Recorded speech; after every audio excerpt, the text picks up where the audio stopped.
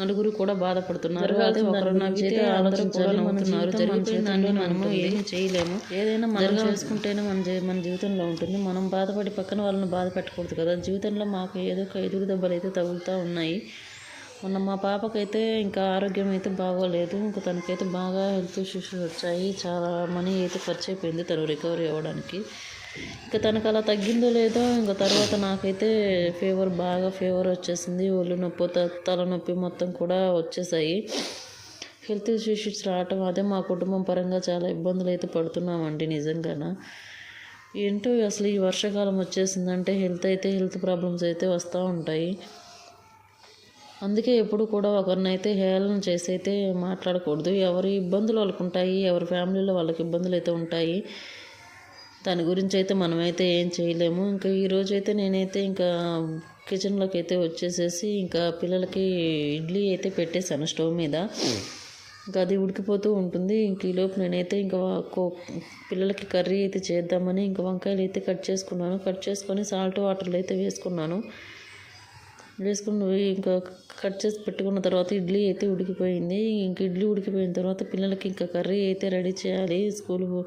స్కూల్కి టైం అయిపోతూ ఉంది. ఇంకా అప్పటికే ఇంకా ముందుగా కళాయి అయితే పెట్టుకొని ఆయిల్ వేసుకొని కొంచెం పచ్చిశనగపప్పు, జీలకర్ర, ఆవాలు, కొంచెం కరివేపాకు, పచ్చిమిర్చి ముక్కలు అయితే ఎండుమిర్చి వేసుకున్నాను. ఇంకా అవన్నీ కూడా బాగా వేగిపోవాలి. వేగిపోయిన తర్వాత కొంచెం ఉల్లిపాయ ముక్కలు అయితే వేసుకున్నాను. అవి కూడా వేగిపోవాలి. వేగిపోయిన తర్వాత కొంచెం టమాటాలు అయితే ఇంకా అలా వేగుతూ ఉంటాయని ఇంకా ఈలోపు నేను టమాటా ముక్కలు అయితే కట్ చేసుకుంటున్నాను. నాకు ఏదైనా కూడా కర్రీ ఒక పక్క కర్రీ చేసుకుంటానే ఒక పక్క కూరగాయలు అయితే కట్ చేసుకుంటాను. నాకు ఇంకా అలా అలవాటు అయిపోయింది ఉదయాన్నే. ఇంక ఇక్కడైతే టమాటా ముక్కలు అయితే కట్ చేసుకున్నాను. మొత్తం కట్ చేసుకొని పక్కన పెట్టేసుకొని ఇంకా ఆలు కూడా ఉంటే దాన్ని కూడా కట్ చేసుకొని పక్కన పెట్టుకున్నాను. ఇది కూడా ఇలానే చేసుకునేదాన్ని.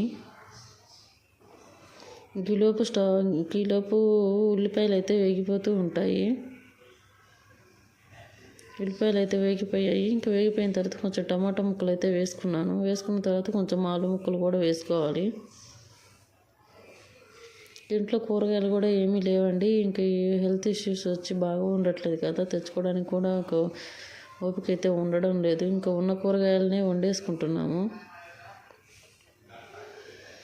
ఇక కొంచెం బంగాళాదుంప ముక్కలు కూడా వేసేసి బాగా అయితే తిప్పుకున్న తర్వాత కొంచెం వంకాయ ముక్కలు సాల్ట్ వాటర్లో వేసాను కదా ఇందాక వంకాయ ముక్కలు, ఇంకా అవి కూడా వేసుకొని బాగా తిప్పుకొని కొంచెంసేపు అలా మూత పెట్టేస్తే అన్నీ కూడా బాగా మగ్గిపోతాయి.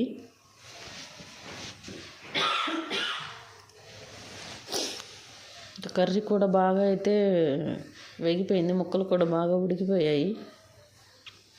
వేగిపోయిన తర్వాత కొంచెం పసుపు అయితే వేసుకున్నాను. పసుపు వేసుకున్న తర్వాత కొంచెం కారం అయితే వేసుకొని కొంచెం సాల్ట్ అయితే వేసుకున్నాను.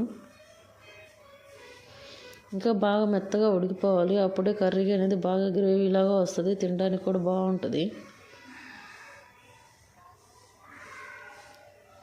ఇక మొత్తం కూడా వేసేసుకొని తిప్పేసుకున్నాను కర్రీ మొత్తం కూడా.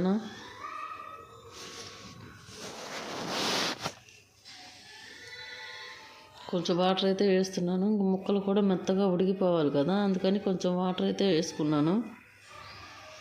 వేసుకొని మూత పెట్టేశాను. ఇంకా కొంచెం సేపటి తర్వాత అయితే కర్రీ మొత్తం కూడా బాగా ఉడికిపోయింది, గ్రేవీలాగా వచ్చేసింది.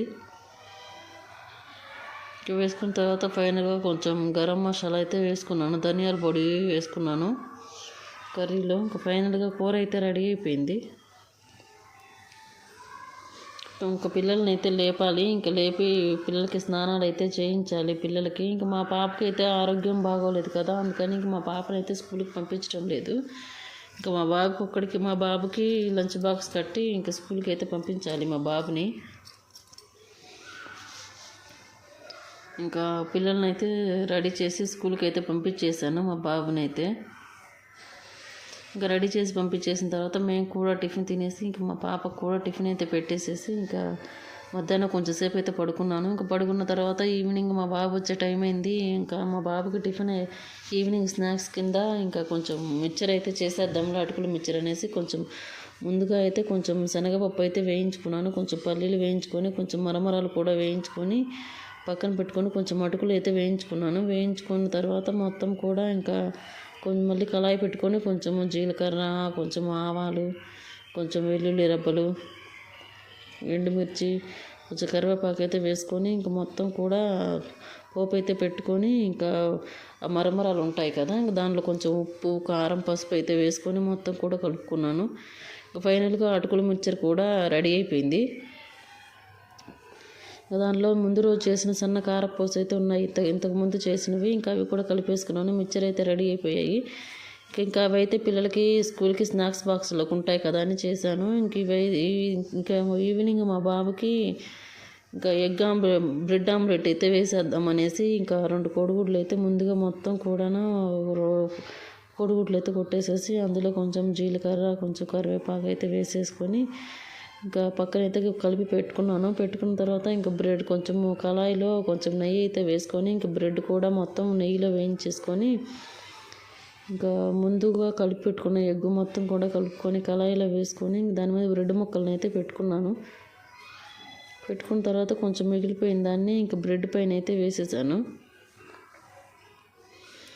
ఇంకా కొంచెం ఆయిల్ అయితే వేసేసుకొని ఇంకా లో ఫ్లేమ్లో పెట్టుకొని ఇంకా మూత అయితే పెట్టుకోవాలి. ఇంకా అలా పెట్టుకుంటే కొంచెం బ్రెడ్ ఆమ్లెట్ అనేది ఉడికిపోతుంది. ఒకవైపు అయిపోయిన తర్వాత ఇంకొక వైపు అయితే పెట్టుకున్నాను. చూడండి ఎంత బాగా వచ్చిందో. ఇంకా బ్రెడ్ ఆమ్లెట్ అయితే రెడీ అయిపోయింది.